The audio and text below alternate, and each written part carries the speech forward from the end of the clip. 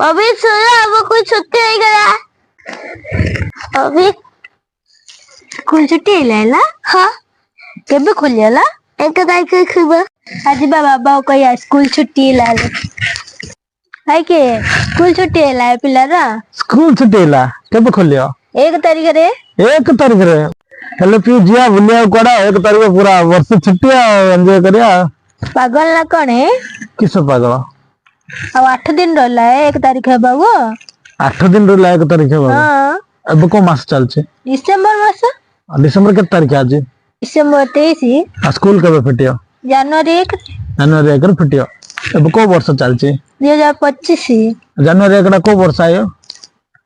2026 रे 2026 2025 चल छे 2026 स्कूल फिटेला वर्ष छुट्टी होला निगे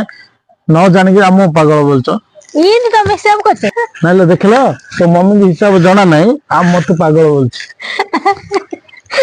देखो ये हिसाब करते देखा